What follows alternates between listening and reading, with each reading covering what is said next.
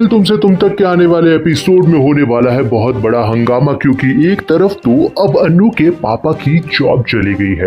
उनको आ गया था बहुत ज्यादा गुस्सा, और इस गुस्से में जो भी हुआ उसकी वजह से अब उनकी जॉब तो चली गई है। लेकिन अब उन्हें ये समझ में नहीं आ रहा है कि वो आगे इस सिचुएशन को कैसे संभाले, क्योंकि अब उनके घर पर ना तो गैस का सिलेंडर है और ना ही कोई ऐसी व्यवस्था है जिसकी वजह से वो इस प्रॉब्लम से निकल पाए।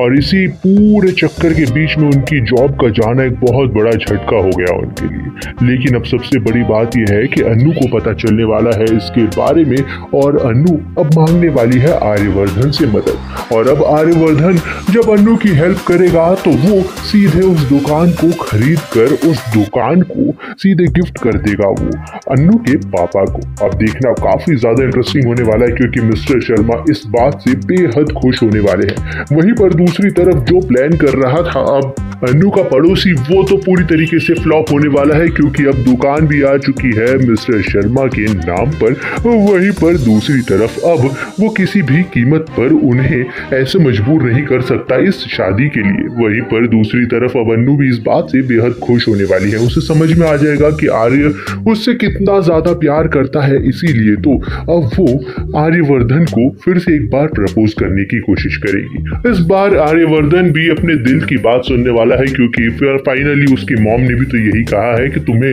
अपने दिल की बात सुननी चाहिए। फिलहाल तो देखना काफी इंटरेस्टिंग होने वाला है, क्योंकि आने वाला एपिसोड अब आर्यवर्धन और अन्नू की नजदीकियों के बीच ही तो होने वाला है, जहाँ पर दोनों के बीच में अब रिलेशन कुछ आगे, एक कदम आगे बढ़ता हुआ नजर आएगा।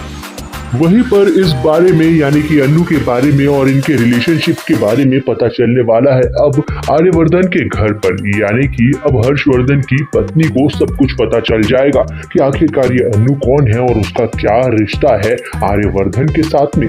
और इस बात से होने वाला है बहुत बड़ा बवाल, क्योंकि अब जो आर्यवर्धन है उसके अतीत से जुड़े ऐसे कई सारे राज हैं जो कि अभी तक अनसुलझे हैं, यानी कि जो अन्नू को नहीं पता है।